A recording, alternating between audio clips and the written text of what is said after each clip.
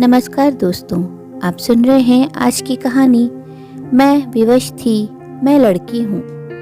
बेटी पिता की फिक्र करने में पीछे नहीं होती। वह पापा की माँ बन जाती है, उन्हें बच्चे की तरह ख्याल रख सकती है। परंतु दामाद बेटा नहीं बन सकता। उसको अपने घर में अपने ही पापा अच्छे लगते हैं। आज तो राजीव ने हद ही कर दी। कितने दिनों बाद पापा हम लोगों से मिलने आए थे। मैंने उन्हें आग्रह करके रोक लिया था कुछ समय साथ रहने के लिए। उनका 15 दिन हम लोगों के साथ रहना ही राजीव को भारी लगने लगा। पापा के साथ होने पर मैं भूल जाती हूँ कि मैं अब शादीशुदा एक बच्चे की माँ हूँ। मुझे अपने वही पापा जो मेरे हीरो हैं, मेरे लिए कभी चॉकलेट कभी जलेबी लाने वाले, मुझे हर खुशी देने वाले, मेरी छोटी छोटी चीज़ों की प्रशंसा करने वाले मेरे पापा, मैं उन्हें वह सब देना चाहती थी जो उन्होंने मुझे दिया। राजीव ऑफिस चले जाते, मैं पापा को बॉम्बे की खास खास जगह ले जाती। कभी महालक्ष्मी टेम्पल, कभी सिद्धि विनायक, कभी चौपाटी इस्कॉन। कियान भी नाना के साथ बहुत खुश था। राजीव के शुष्क स्वभाव की वजह से मेरे घर मेहमानों का आना जाना वैसे भी कम होता है। बॉम्बे वाले बस अपने लिए जीते हैं। हम कानपुर वालों के घर अगर महीने में एक दो मेहमान नहीं आए तो बड़ा खालीपन लगता है। हमारे घर तो अच्छा खाना मेहमान के आने पर ही बनता था। पनीर की सब्जी पूड़ी तभी बनती जब फूफा जी, मामा जी, दादाजी के भाई बहन, कोई रिश्तेदार आते थे और जाते समय हमारे पॉकेट मनी में इजाफा हो जाता। राजीव एक दो दिन तो पापा के साथ अच्छी तरह रहे, फिर वह कुछ खींच रहे थे और मुझे बात बात में कुछ सुनाने लगे। मेरे काम में कमियां निकालने लग गए। मुझे इनका यह व्यवहार सहने की आदत हो गई है। उनके अंदर के पुरुषत्व को इसी में संतोष मिलता है, अपनी पत्नी को नीचा दिखाने में, अपने को बॉस बनने में। जबकि उनका ये घर मेरे दम पर साफ सुथरा और सही चल रहा है। मैं नौकरी नहीं करती, परंतु अपने भर का तो ट्यूशन देकर कमा ही लेती हूँ। मम्मी के नहीं रहने से पापा कितने अकेले हो गए हैं, यह मैं अच्छी तरह जानती हूँ। भाई भाभी के साथ वे देखने में खुश लगते हैं, परंतु मन की व्यथा सबसे नहीं कह पाते। मेरे साथ बैठकर वह मम्मी की बातें करते हैं। उनकी बीमारी में पापा ने उनकी बहुत सेवा की थी। उन्हें वह हर सुख देना चाहा था जो वह नौकरी की व्यवस्था में नहीं दे पाए थे। परंतु जब भूख है तब रोटी नहीं, जब रोटी है तब भूख नहीं वाली बात हो गई। मम्मी जब से बीमार रहने लगी थी, किडनी फेल होने के कारण और डायलिसिस के चक्कर में ही पड़ी रही। वह भी पापा को परेशान देकर बहुत निराश होती थी। पता नहीं क्यों वह जीने की आस छोड़ बैठी थी और हम सबको छोड़कर चली गई। पापा राजीव के इस तरह के व्यवहार से थोड़े दुखी हो जाते। उनको लगता मेरे यहाँ रहने से उसे दिक्कत है। पापा को लगने लगा मुझे अब घर चले जाना चाहिए, परंतु मैं उन्हें रोक लेती थी।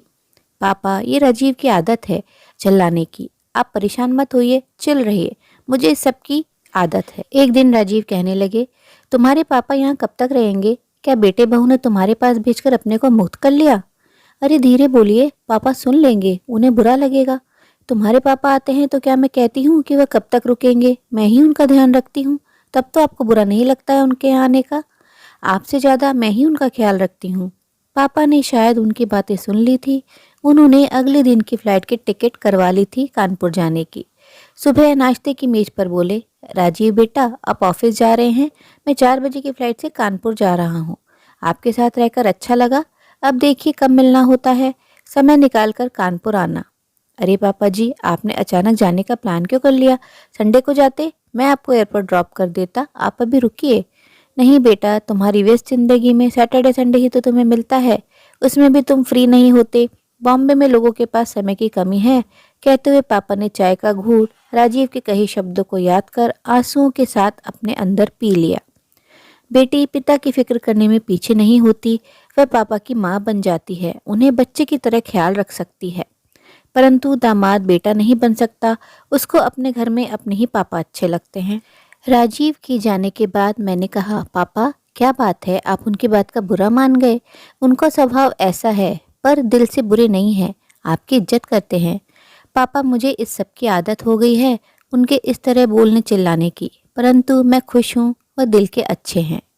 पापा रोते हुए बोले, सुहानी तू मेरी बेटी नहीं मेरी माँ है। भाग्यशाली लोगों को ही बेटियां होती हैं जो अपने पापा के लिए इतनी फिक्रमंद होती हैं। कहकर पापा ने मुझे गले लगा लिया। बेटा तू खूब खुश रह, मेरी यही दुआ है। आज मैं भी पापा में मम्मी का स्नेह पाकर रो पड़ी थी। मैं विवश थी, मैं लड़की हूँ। अपने पापा को चाहकर भी अपने साथ सम्मान के साथ नहीं रख सकती। समाज में पुरुषों ने ही नियम बना लिए कि कन्यादान करने वाले पिता का बेटी पर कोई अधिकार नहीं रहता और न ही बेटियां पिता के बुढ़ापे का सहारा बन पाती हैं। इस सब बात को बेटियों को ही समझना पड़ता है। जमाना कितना भी आगे बढ़ गया है, मगर आज भी हमारे समाज में एक लड़की के माता पिता का अपनी बेटी पर विवाह के बाद अधिकार नहीं रहता। बदलाव की बातें होती हैं, लोग प्रगतिशील विचारों का समर्थन भी करते हैं, पर जरूरत है इन विचारों को व्यवहार में लाने की, क्योंकि कोई भी माता पिता अपने बच्चों की परवरिश या प्यार उनके जेंडर के आधार पर नहीं करते। फिर उन्हीं माता पिता के बुजुर्ग हो जाने पर बेटी पर उनका हक बेटे से कम कैसे हो सकता है। उम्मीद है दोस्तों कहानी पसंद आई होगी। कहानी अच्छी लगी हो तो अपनी राय कमेंट बॉक्स में ज़रूर साझा करें और अपने मित्रों प्रियजनों के साथ भी शेयर जरूर करें। दोस्तों आपसे अनुरोध है, अगर आप चैनल पर नए हैं तो ऐसी ही नई नई जीवन से जुड़ी कहानियाँ सुनते रहने के लिए चैनल को सब्सक्राइब जरूर करें।